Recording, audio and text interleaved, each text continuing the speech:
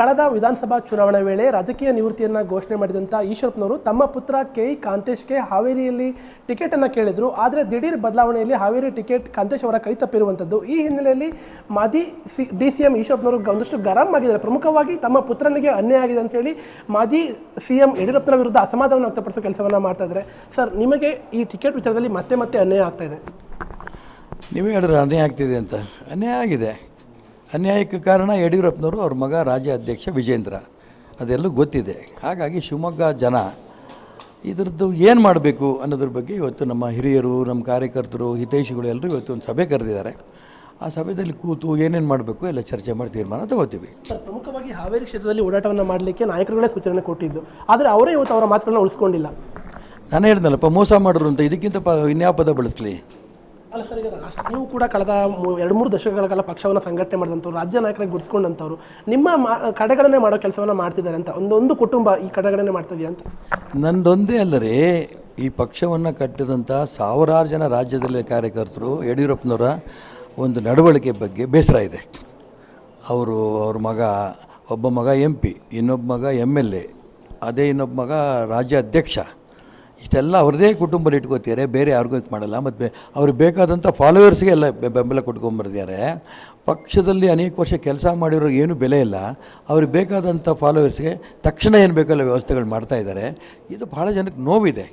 ನಾನು ಹೇಳ್ದಲ್ಲ, ಅವರೆಲ್ಲರ ನೋವನ್ನು ಸರಿಪಡಿಸ್ಬೇಕು ಅನ್ನೋದಾದರೆ ಯಾರು ಸ್ವಲ್ಪ ಕಷ್ಟಪಡಬೇಕಾಗತ್ತೆ. ಆ ದಿಕ್ಕಿನಲ್ಲಿ ಅವರೆಲ್ಲರ ಜೊತೆಗೆ ನಾನು ಸೇರಿ ಕರ್ನಾಟಕ ರಾಜ್ಯದಲ್ಲಿ ಭಾರತೀಯ ಜನತಾ ಪಾರ್ಟಿ ಸರಿ ಹೋಗಬೇಕು, ಅದಕ್ಕೆ ಕಲಿಯೋ ಪ್ರಯತ್ನ ಮಾಡ್ತೀನಿ. ಪ್ರಮುಖವಾಗಿ ಹಿಂದುತ್ವದ ಬಗ್ಗೆ ಒಂದಷ್ಟು ಕಟುವಾಗಿ ಮಾತಾಡುವಂಥ ನಾಯಕರುಗಳೇ ಇವತ್ತು ಕಡೆಗಣನೆ ಆಗ್ತಾ ಇದ್ದಾರೆ. ಕಟೀಲ್ ಅವರ ವಿಚಾರ ಇರ್ಬೋದು, CT ರವಿ ಅವರು ಇರ್ಬೋದು, ನೀವುಗಳಿರ್ಬೋದು, ಎಲ್ಲರೂ ಕೂಡ ಅಂದರೆ ಹಿಂದುತ್ವದ ಬಗ್ಗೆ ಮಾತಾಡೋದೇ ಎಲ್ಲೊಂದು ಕಡೆ ತಪ್ಪಾಗ್ತಿದೆಯಾ ಅನ್ನೋ ಥರ.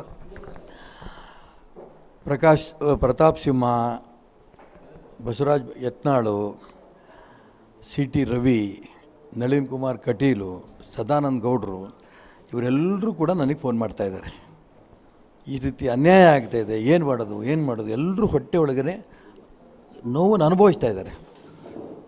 ಈ ರೀತಿ ಅನೇಕರು ಅವರು ಹೇಳ್ಕೊಳಕ್ಕೂ ಆಗದೇ ಇರೋ ತುಂಬ ಜನ ಇದ್ದಾರೆ. ಅವರಷ್ಟೂ ಜನಕ್ಕೂ ಕೂಡ ಸಮಾಧಾನ ಆಗೋ ರೀತಿಯಲ್ಲಿ ಈ ಪಾರ್ಟಿ ಬೆಳಿಬೇಕು.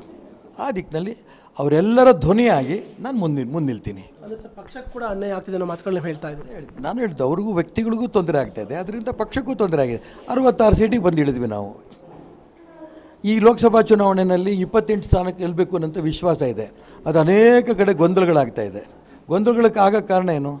ಹೈಕಮಾಂಡ್ ಟಿಕೆಟ್ ಕೊಟ್ಟಿದೆ, ನಂದೆಲ್ಲ ಅಂತ ಯಡಿಯೂರಪ್ಪನವ್ರು ಹೇಳಿದ್ರು ಕೂಡ ಯಡಿಯೂರಪ್ಪನವ್ರು ಹಿಡ್ತಾ ತಮ್ಗೆ ಯಾರ್ಯಾರು ಬೇಕೋ ಅವ್ರಿಗೆ ಕೊಟ್ಟಿರೋಂಥ ಉದಾಹರಣೆಗಳು ನಾನು ಅನೇಕ ಹೇಳಬಲ್ಲೆ. ಅದರಿಂದ ಈ ರೀತಿ ಗೊಂದಲಗಳು.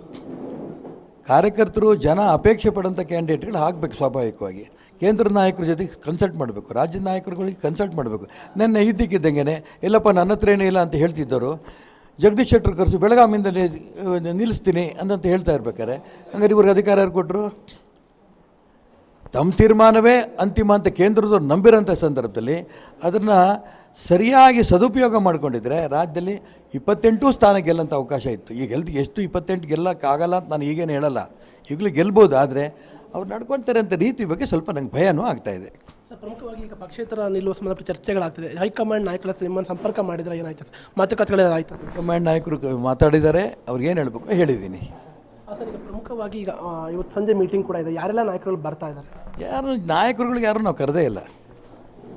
ಎಲ್ಲ ನನ್ನ ಹಿತೈಷಿಗಳು, ನನ್ನ ಕಾರ್ಯಕರ್ತರು, ಅವ್ರಿಗೆಲ್ಲ ಮಾತಾಡೋಕ್ಕೆ ಬಿಡ್ತೀರಿ ಸಭೆಯಲ್ಲಿ. ಅವ್ರು ಏನು ಹೇಳ್ತಾರೋ ಎಲ್ಲ ಸೇರಿಕೊಂಡು ಕೊನೆ ಒಂದು 4 ಜನ ಕೂತು ಚರ್ಚೆ ಮಾಡಿ ಆಮೇಲೆ ಏನು ಮಾಡಬೇಕು ಅಂತ ತೀರ್ಮಾನವನ್ನು ಘೋಷಣೆ ಮಾಡ್ತೀವಿ. ಈಗ ಪ್ರಮುಖವಾಗಿ ನಿಮ್ಮ ಪುತ್ರನಿಗೆ ಮತ್ತೊಂದು ಆಫರನ್ನು ಕೊಡ್ತಾ ಇದ್ದಾರೆ ವಿಧಾನ ಪರಿಷತ್, ಅಂದರೆ ಮೂಗಿಗೆ ತುಪ್ಪ ಸವರೋ ಕೆಲಸವನ್ನು ಮತ್ತೆ ಮಾಡ್ತಿದ್ದಾರೆ ಅಂತ. ಮೊನ್ನೆ ತಾನೇ ಲೋಕಸಭೆಗೆ ಟಿಕೆಟು ಕೊಡಿಸ್ತೀನಿ, ಕ್ಷೇತ್ರದಲ್ಲಿ ಓಡಾಟ ಮಾಡಿ ಚುನಾವಣೆ ಗೆಲ್ಲಿಸ್ತೀನಿ ಇದು ಹೇಳಿದ್ದಾಯಿತು. ಟಿಕೆಟ್ ಕೊಟ್ಟಾಯಿತು, ಅವ್ನು MP ಆಗೋಯ್ತು. ಹಿಂಗೆ ಮೋಸ ಮಾಡ್ತಾ ಇರೋಂಥ ಯಡಿಯೂರಪ್ಪನವರು ಈ ನಾಳೆ MLC ಮಾಡ್ತೀನಿ ಅಂತ ಹೇಳಿದ್ರು. ಹೆಂಗೆ ನಂಬಲಿ? ಮತ್ತು ಅವ್ರು MLC ಮಾಡ್ತಾರೋ, MLA ಮಾಡ್ತಾರೋ, ರಾಜ್ಯಸಭಾ ಸದಸ್ಯರು ಮಾಡ್ತಾರೋ, ನಮಗೇನೂ ಸಂಬಂಧ ಇಲ್ಲ. ಅದಕ್ಕೆ ನಾನು ಯೋಚನೆ ಮಾಡೋಕ್ಕೆ ಹೋಗಲ್ಲ. ಸರ್, ಈ ಎಲ್ಲ ಚುನಾವಣೆಗಳ ನಡುವೆ ಮತ್ತೆ ಒಂದು ಈಗ ಯಡಿಯೂರಪ್ಪನ ವಿರುದ್ಧ ಒಂದು ಕೇಸ್ ಕೂಡ ದಾಖಲಾಗಿದೆ, ಪೋಕ್ಸೋ ಕೇಸ್ ದಾಖಲಾಗಿದೆ. ಸರ್, ನೀವು ಅವ್ರು ತುಂಬ ಹತ್ತಿರದ ಓಡಾಟ ಮಾಡಿರೋಂಥವ್ರು, ಈ ಬಗ್ಗೆ ಏನು ಹೇಳ್ತೀರಾ ಸರ್? ನೋಡಿ, ಯಡಿಯೂರಪ್ಪನವರು ಪೋಕ್ಸೋ ಕೇಸ್ ಹಾಕ್ಸ್ಕೊಂಡಂಥ ನೀಚ ಸ್ಥಾನಕ್ಕೆ ಹೋಗಲ್ಲ. ಯಾರೋ ಅವ್ರು ಮಾಡಿರೋಂಥ ಕುತಂತ್ರ ರಾಜಕಾರಣ ಇದು, ಷಡ್ಯಂತ್ರ ಇದು. ಅವ್ರ ಮೇಲೆ ಕಂಪ್ಲೇಂಟ್ ಕೊಟ್ಟಿರೋರು ಈ ರೀತಿ 53 ಜನದ ಮೇಲೆ ಕೇಸ್ ಕೊಟ್ಟಿಯಾರಂತೆ. ಅನೇಕದಿಂದ ಇದೇ ಮಾಡ್ಕೊತ ಬಂದಿರೋದವರು. ಹಾಗಾಗಿ ಇದು ಷಡ್ಯಂತ್ರ ಅಂತ ಅದೇ ಕಾರಣಕ್ಕೆ ನಾನು ಹೇಳ್ತಾ ಇರೋದು. ನೋಡೋಣ ಇದರಲ್ಲಿ ನ್ಯಾಯ ಅವ್ರಿಗೆ ಸಿಗುತ್ತೆ ಅನ್ನೋಂಥ ವಿಶ್ವಾಸ ನನಗಿದೆ. ಸರ್, ಕೊನೆಯ ಪ್ರಶ್ನೆ, ನೀವು ಪಕ್ಷ ನನ್ನ ತಾಯಿ ಇದ್ದಂತೆ ಮೋದಿಯವರು ಮತ್ತೊಮ್ಮೆ ಪ್ರಧಾನಿ ಆಗಬೇಕು ಅನ್ನೋ ಮಾತುಗಳನ್ನು ಒತ್ತಿ ಒತ್ತಿ ಹೇಳ್ತಾ ಇದ್ದೀರಿ. ಆದರೆ ಈ ನಿಮ್ಮ ನಿರ್ಧಾರ ಅಥವಾ ಒಂದು ವೇಳೆ ಪಕ್ಷೇತರ ಸ್ಪರ್ಧೆ ನಿರ್ಧಾರ ಮಾಡಿದರೆ ಅದು ಪಕ್ಷದ ಏನು 400+ ಗುರಿ ಇರ್ಬೋದು ಅಥವಾ ರಾಜ್ಯದಲ್ಲಿ 28 ಗೆಲ್ಲಲಿಕ್ಕೆ ಎಲ್ಲೋ ಒಂದು ಕಡೆ ಹಿನ್ನಡೆ ಆಗಲ್ವಾ ಅಂತ? ನರೇಂದ್ರ ಮೋದಿ ಪ್ರಧಾನಮಂತ್ರಿ ಆಗೇ ಆಗ್ತಾರೆ, ಇದರಲ್ಲಿ ಯಾವ ಅನುಮಾನವೇ ಇಲ್ಲ. ಒಂದು ಹೇಳ್ತೀನಿ, ಇವತ್ತಿನ ಜನ ನನ್ನನ್ನು ಚುನಾವಣೆಗೆ ನಿಲ್ಲೇಬೇಕು ಅಂತೇಳಿ ನಾನು ಚುನಾವಣೆ ನಿಲ್ತೀನಿ ಅಂತ ಘೋಷಣೆ ಮಾಡಿದ್ರು ಕೂಡ ಚುನಾವಣೆ ಗೆದ್ದ ಮೇಲೆ ನಾನು ನರೇಂದ್ರ ಮೋದಿ ಪ್ರಧಾನಮಂತ್ರಿ ಮಾಡ್ತೀನಿ, ಇದರಲ್ಲೇನು ಹಿಂದೆ ಮುಂದೆ ಇಲ್ಲ. ಯಾವ ಕಾರಣ ಕೂಡ ನರೇಂದ್ರ ಮೋದಿ ಪ್ರಧಾನಮಂತ್ರಿ ಆಗದೇ ಇರೋ ರೀತಿಯಲ್ಲಿ ಒಂದು ಅಕ್ಷರ ಒಂದು ಎಫರ್ಟ್ಸ್ ಅಂತ ಹಾಕೋಕ್ಕೆ ಸಾಧ್ಯನೇ ಇಲ್ಲ. ನಾವೆಲ್ಲರೂ ಸೇರಿ ನರೇಂದ್ರ ಮೋದಿ ಪ್ರಧಾನಮಂತ್ರಿ ಮಾಡ್ತೀವಿ. ಇದು ಪ್ರಮುಖವಾಗಿ ಮಾಜಿ ಸಚಿವ ಕೆ.ಎಸ್. ಈಶ್ವರಪ್ಪನವರ ಮಾತು. ಅಂದರೆ ಪ್ರಧಾನಿ ಮೋದಿಯವರು ಮತ್ತೊಮ್ಮೆ ಪ್ರಧಾನಿ ಆಗಲೇಬೇಕು. ಪ್ರಮುಖವಾಗಿ ಈ ಒಂದು ವಿಚಾರದಲ್ಲಿ, ಅಂದರೆ ನನ್ನ ಪುತ್ರನ ಟಿಕೆಟ್ ವಿಚಾರದಲ್ಲಿ ಮತ್ತೆ ಅನ್ಯಾಯ ಆಗ್ತಿದೆ, ಹಾಗಾಗಿ ನಾನು ಯಾವುದೇ ಕಾರಣಕ್ಕೂ ಯಡಿಯೂರಪ್ಪನವರನ್ನು ನಂಬಲ್ಲ, ಅವರು ನನಗೆ ಮೋಸವನ್ನು ಮಾಡಿದ್ರು ಅನ್ನೋ ಮಾತನ್ನು ಹೇಳ್ತಾ ಇದ್ದಾರೆ. ಇವತ್ತಿನ ಸಭೆಯಲ್ಲಿ ನಿರ್ಧಾರವನ್ನು ಮಾಡಿ ನಾನು ನಿರ್ಧಾರವನ್ನು ಮಾಡ್ತೀನಿ ಅನ್ನೋ ಮಾತನ್ನು ಈಶ್ವರಪ್ಪನವರು ಕೂಡ ಹೇಳ್ತಾ ಇರುವಂಥದ್ದು. ಕ್ಯಾಮ್ರಾ ಪರ್ಸನ್ ಮಹೇಶ್ ಜೊತೆ ನವೀನ್ ಪುರ್ದಾಳ್, TV5 ಶಿವಮೊಗ್ಗ.